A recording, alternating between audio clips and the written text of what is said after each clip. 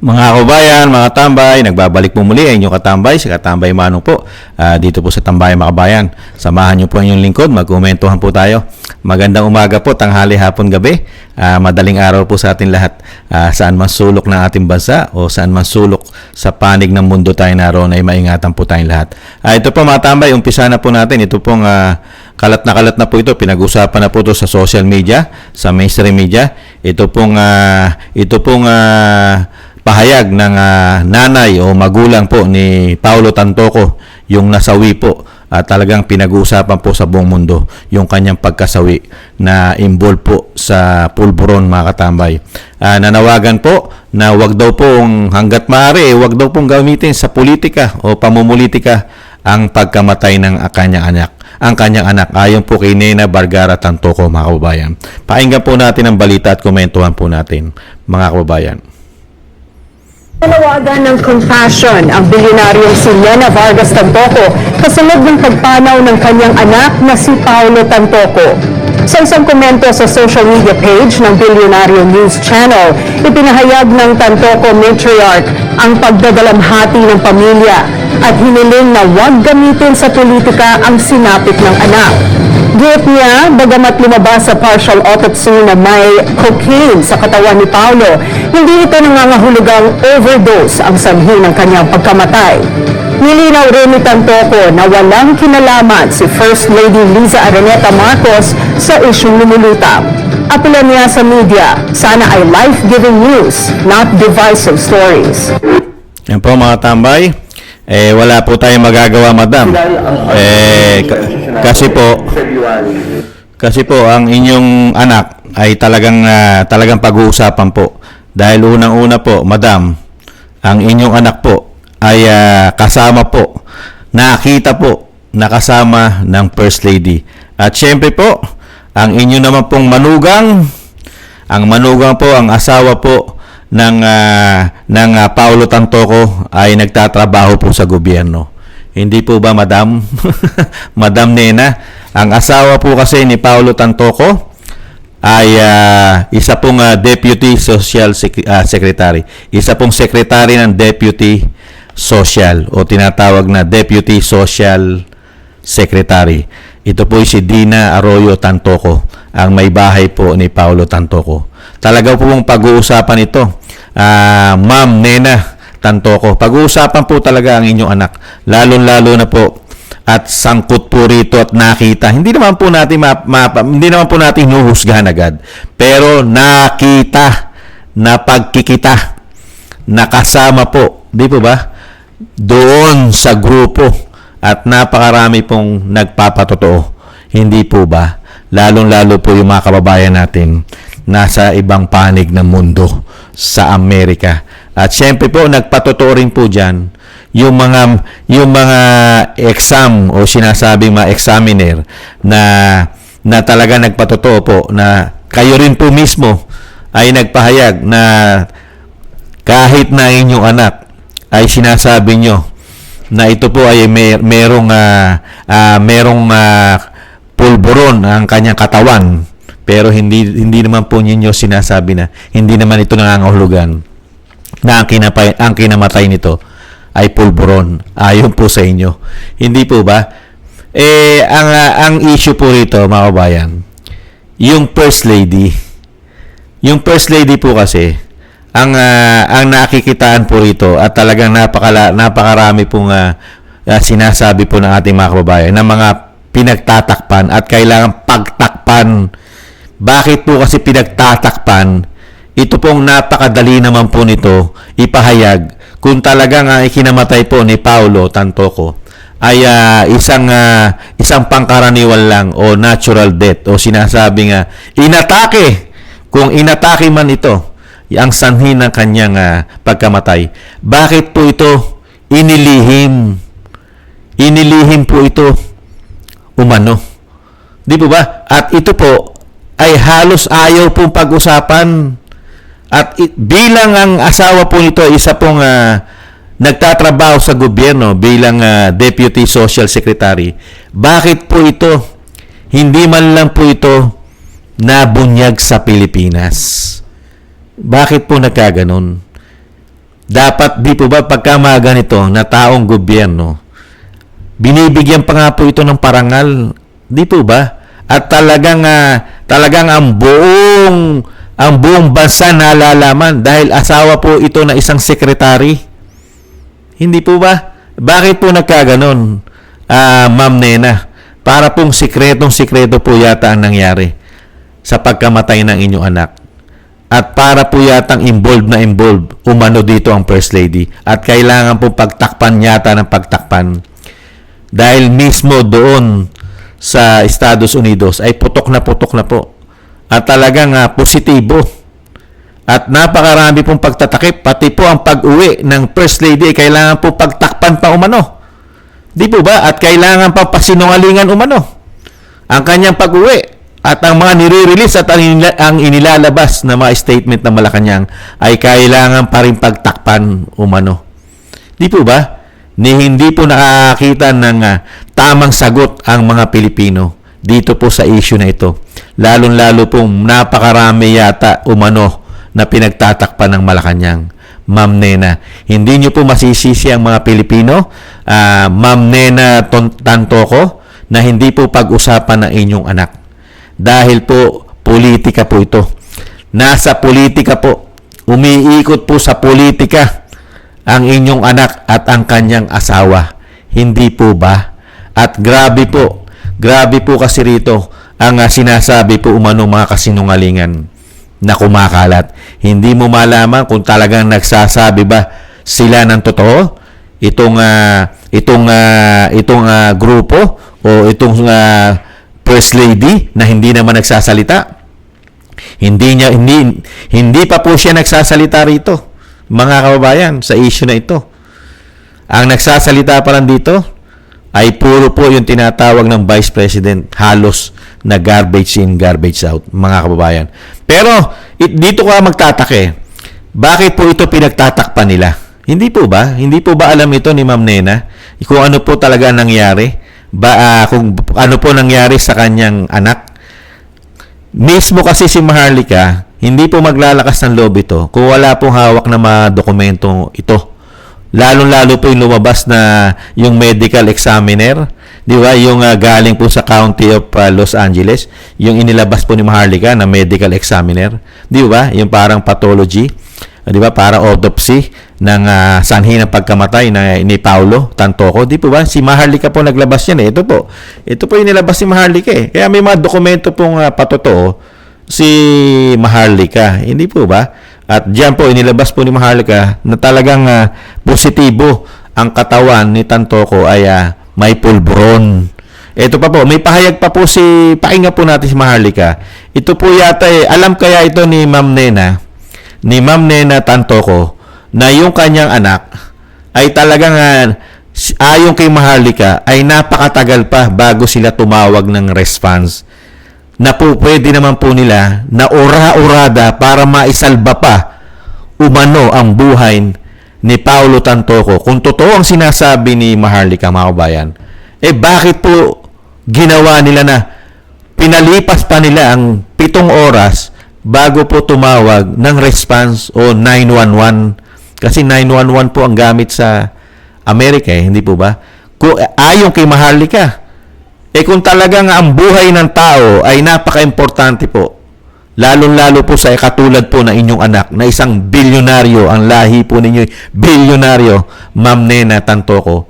Bakit po sa isang bilyonaryo na katulad po na inyong anak, kumakalat po sa social media na humigit kumulang na 7 oras na hindi nakakuha ng response o sinasabing at first aid o emergency na para ito itakbo agad dahil alam naman po natin sa Amerika na napakabilis po ng response po ng mga emergency po nila ron, lalong-lalo yung tinatawag na 911. Hindi po ba? Ito po, pakinggan po natin si Maharlika sandali, mga tambay, kung ano po ang komento niya po rito. Ise-set up ko lang po, mga kabayan. Kaya nakakalungkot po. Talagang maiisip mo po kasi na talagang bakit may pinagtatakpan. Di po ba? May pinagtatakpan po ba? Ito po, set ko lang po. Ng 911 or emergency. Ito po, lakihan ko lang po. Nakakalungkot lang po. Tapos ang sinasabi po ni Ma'am Nena Vergara Tantoco na hindi raw po sangkot dito at hindi raw dapat isangkot ang First Lady. Ang tanong po ng taong bayan, bakit po ba? Dapat po bang may pagtakpan at kailangan po may malinis na pangalan? Ganun po ba? Ma'am Vergara, ito po, pakinggan po natin si Maharlika. Mga kababayan, na nakita na nila na meron ng manifestation, distress na yung tao, si Tantoco, hindi sila tumawag ng 911 or emergency na para iligtas itong si Tantoco. Diba? Again, ang tawag dyan ay involuntary burger. Nakita niyo po yun? Talagang So ito yung nag-jive, yung report na to sa aking puting ahas na nag-wait sila ng 7 hours bago sila tumawag ng rescue or 911. Ngayon mga kababayan, anong ibig sabihin nito? Ibig sabihin, tulad ng title natin, ay pwede silang kasuhan ng involuntary burger. Meaning, nakita na nila yung mga witness, kung sino man, na meron ng manifestations ng incoherent, kumbaga hindi na siya normal. Kumbaga hindi na normal. May mga nakita ng sintomas na hindi na normal yung tao dahil nga, tumira sila ng lasing or whatever, kung ano pa yung mga tinira nila, di ba? Kung ano pa yung ginawa nila, mga kababayan. So, ano ang pwedeng gawin ng pamilya? Dahil may namatay hindi fake news. Hindi fake news na may namatay, hindi rin fake news na namatay sa Beverly Hilton, hindi rin fake news na merong pulburon ang kanyang toxicology test, hindi rin fake news na 44 years old siya na siya ay si Tantoco. Yan ay hindi fake news, mga kababayan, kasi nga hawak natin dito. Ngayon, ano nga ang pwedeng gawin dito sa, not only kay Satanas, yung mga taong nasa loob. Kasi nga, base sa aking unang ulat, base sa ating informante, di ba, na hindi ko pa kaya pinapangalanan si Tantoco kasi wala akong hawak na death certificate or anything na makapagpapatunay na may isang namatay na itong pangalan. Kaya nga, hindi ko pinangalanan itong taong ito. Yung namatay, si Tantoco. Pero ngayon pwede natin siya mapangalanan kasi totoong namatay talaga siya at totoo talagang may pulburon involved at sinasabing aksidente. Na ito ay napakalampungan na dapat hindi na... Yan mga tambay, mahaba pa po yan. Ipinaliwanag lang po natin na talaga pong totoo po talaga. Talagang si Maharlika may mga dokumento na po siyang hawak. Dahil alam naman po natin si Maharlika ay naninirahan po sa Estados Unidos. At siya po ay taga LA, kung hindi po nagkakamali ang yung likod. Taga LA po si Maharlika. Hindi po ba mga kabayan? Nakita niyo po, yung isa pong bilyonaryo, napakayaman po nitong ni Tantoco at ang kanyang asawa po isa pong nanunungkulan din po, may katungkulan po sa gobyerno. Hindi po ba yung kanyang asawa na si Dina Arroyo Tantoco, isang deputy social secretary na napakalapit po ito, malapit po sa First Lady po ito. Yung kanyang asawa na si Dina Tantoco, mga katambay. Nakita niyo po, bakit po nagkaganon, madam? Hindi niyo po ba kailangan ng investigasyon? Bakit kung isa ka pong magulang, bilang magulang, di po ba? Aalamin mo ang tunay na nangyari. Ano ba talaga ang tunay na nangyari sa iyong anak? Dahil ang iyong anak ay hindi naman po pangkaraniwang tao lamang. Napakayaman po ninyo. Kayang-kaya niyo magbayad. Hanggat maaari, madugtungan pa nga ang buhay ng inyong anak. Kaya, di ba, sa dami ng kayamanan nyo, di po ba, mas nanaisin nyo na makita nyong buhay ang inyong anak. Di po ba, gagastusan nyo ito hanggat maaari. Uubusin nyo ang inyong kayamanan para po maisalba ang kanyang buhay, lalong-lalo po kung emergency na. Dahil napaka-importante po ng buhay, lalong-lalo kung ganitong kayaman ng tao. Ubod ng yaman, tapos ang asawa pa ay may katungkulan sa gobyerno, ang kanyang may bahay. Tapos, mababalitaan lang natin na ganito lang po ang kanyang ikinasawi. Nasawi lang po siya ng ganun-ganun lang, na walang kalaban-laban, napakarami niyang kayamanan, pero hindi ka malang nadala ng napakabilis sa emergency, nag-intay pa, pinatagal pa nila kung totoo ang sinasabi ni Maharlika Pinag-intay pa nila, pinagtagal pa nila ng 7 oras. Kung ikaw ay emergency na, kung sinasabi mo na sanhi ng kinamatay ni Paulo Tantoco ay isang atake o inatake ito sa puso, bakit mo pinagtagal? Yun ang malaking question mark yan eh. Emergency yan, nasa Amerika ka. Napakabilis ng response diyan, lalong-lalo pag emergency 911. Bakit hindi tumawag ng 911 yung kasama nito?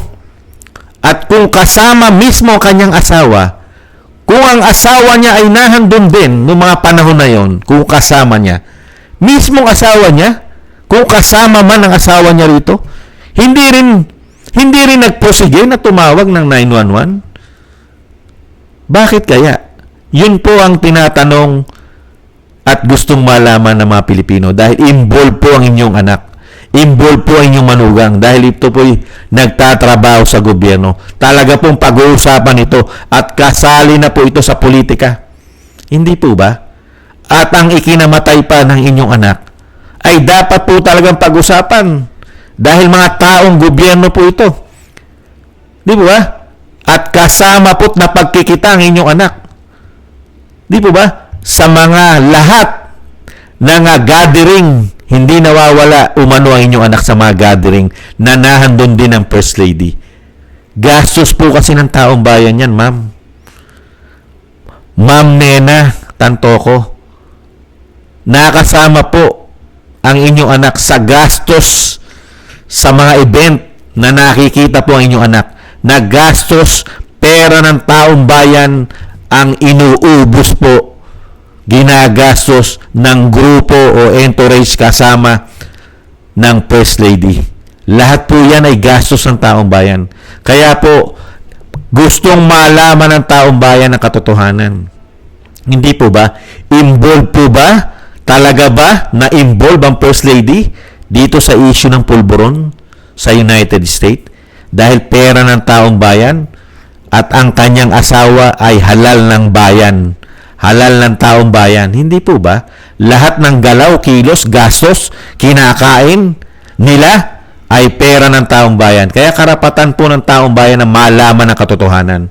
Hindi po ba? Mismo ang asawa ng namatay na si Paulo ay isa rin pong nagtatrabaho sa bayan na sinasabi po isang deputy social secretary, kung hindi po nagkakamali ang inyong lingkod. Hindi po ba? Yun po ang malaking tanong din ni Maharlika dyan. Di ba? Doon sa kanya pong mga nahawak na ebidensya. Di po ba? Bakit pinagtagal nila? Bakit po ba, Ma'am Nena? May dapat po bang pagtakpan? Kasama po ba sa pagtatakpan ang First Lady dito po sa issue na ito ng pulburon? At napakarami po ba dapat pagtakpan dito dahil meron din po mga involved na mga senador? May mga pinangalanan din po mga senador na nahandyan po sa hotel na yan, umano? At mga kilala sa gobyerno, mga sekretaris, Ma'am Nena, talagang ang kailangan po ba'y pagtakpan? Sa bagay, hindi po natin masisisiyan dahil po kasama po sila sa sinasabing karamihan o sinasabing nabibilang sa napakayayamang mga negosyante na tinatawag na mga grupo ng mga oligarkiya, oligarko umano. Di po ba? Nape-pressure. Pero ang taong bayan po ngayon, Ma'am Nena, ay hindi nyo po masisisi. Lalong-lalo po sa sitwasyon ngayon. Hindi nyo po masisisi ang taong bayan. Dahil unang-una, nagtatrabaho sa taong bayan, gastos ng taong bayan, pati po ang inyong manugang. Ang inyong manugang ay pasweldohin po ng pera ng bayan. Karapatan po ng taong bayan lahat ang malaman. At lalong-lalo po, ang First Lady po ay nasasangkot po ang kanyang pamilya sa pulburon. Pati po ang Pangulo ng Pilipinas ay nasasangkot sa pulburon. Di po ba, napakarami nilang issue ng pulburon. Napakarami po, may lumalabas pang video. Ang sinasabi lang po nung may hawak ng USB ay sa tamang panahon ilalabas.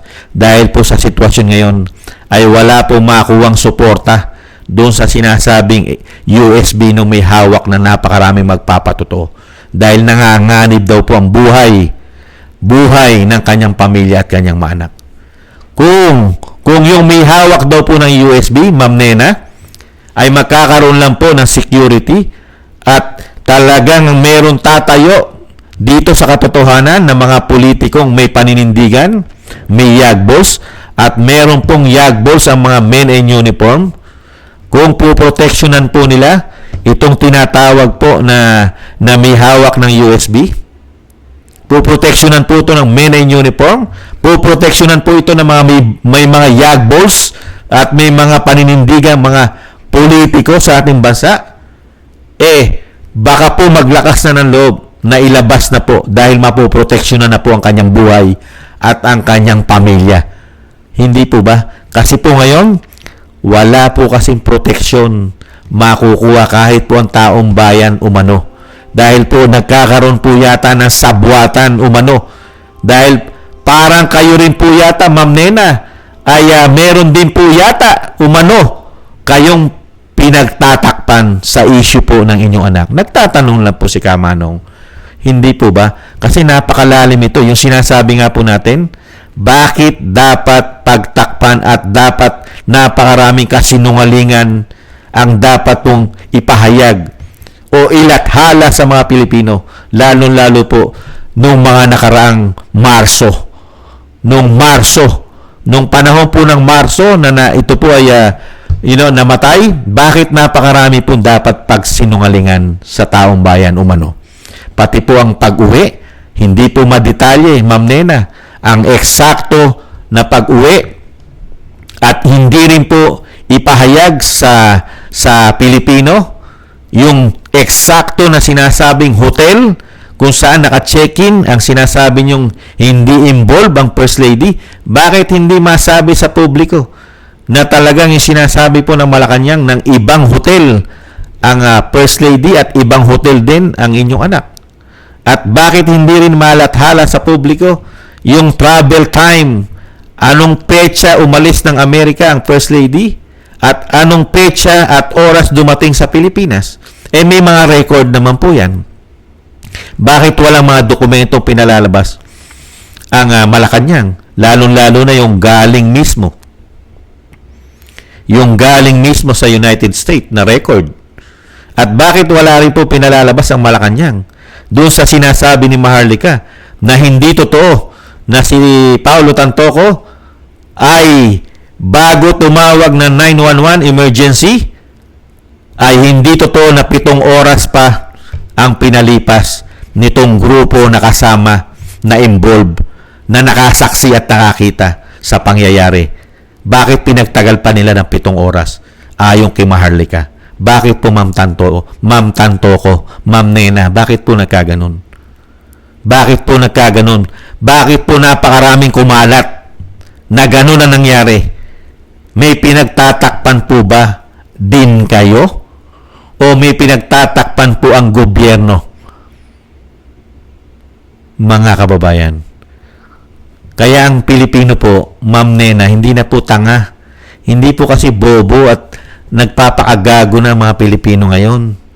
Di po ba? Obvious na obvious po kasi kung pangkaraniwan lang po ang pagkamatay na inyong anak, nagdadalamhati po ang Malacanang.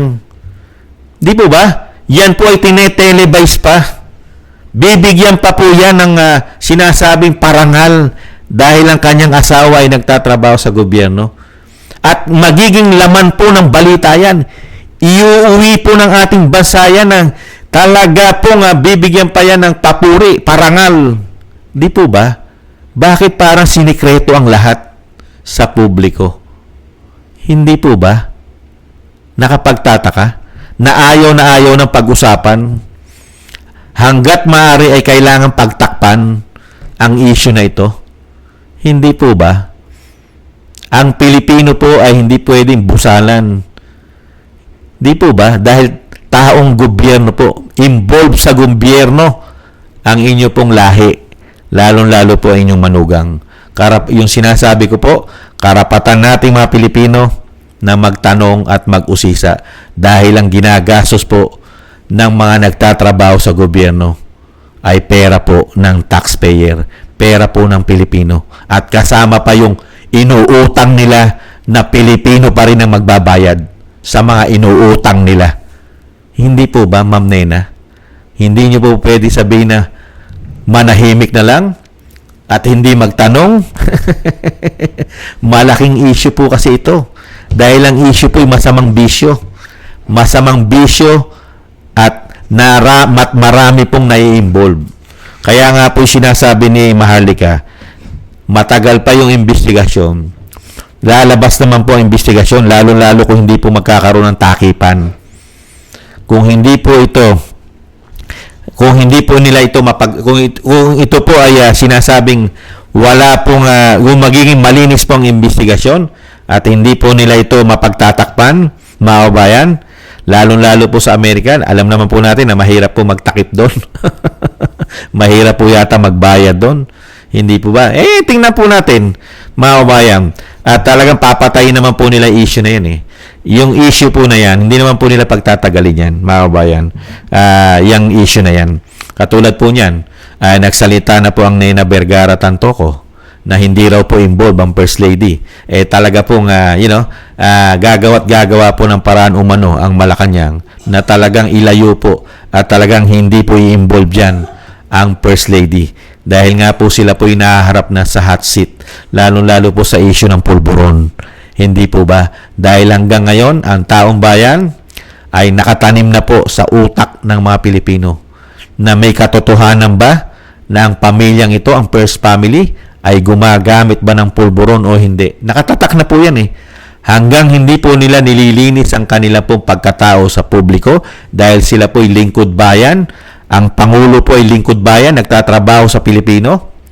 Hanggat hindi niya po tinutuldukan yung sinasabing hair follicle drug test ay hindi po mawawala sa isip ng mga Pilipino na ang Pangulo ba at ang kanyang pamilya ay gumagamit umano ba talaga ng droga. Hindi na po mawawala issue na yan, Ma'am Nena. Hanggat hindi po tinutuldukan. Hindi po ba?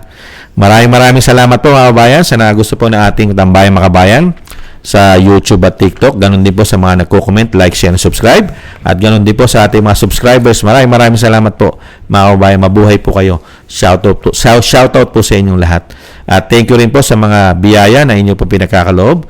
Thank you po. Shoutout po kila Norma Garcia, Michelle Yamaguchi Vlog, Rosalina RK Team 888, Wills Bubbles 5697, si Arpel Villacorta, Chodorico Erguisa Jr., si Annie Jo, si Pilam, Jovelyn Watanabe, si Jem Aris ng United Arab Emirates, Baby Roman, Ate Isa na Cagayan, Julieta Silona na Sydney, Australia, Gina Reyes Solidides ng Berlin, Germany, Jake Yahut 4531 na Maisog, California, USA, Eric Hershio ng Canada, at si Kingston 123 ng Hong Kong, mga kabayan. Maraming salamat po sa mga tulong at biyaya na inyo pong pinagkakalob. At bago po tayo magtapos, mga kabayan, yung lagi ko pong hiling na pagsamasamahin po natin ang ating mga dasal at panalangin na maingatan po ang pamilya Duterte, ang ating Vice President at ang dating Pangulong Duterte na madugtungan pa po ang kanyang buhay, kalakasan at maingatan po lalong-lalo po sa mga masasama at makabalik na po sa lalong mabilis sa ating bansa, mga kabayan. Maraming salamat po. At sa muli po, mga kabayan, maraming salamat po. Thank you po. Paalam po muna. Bye-bye.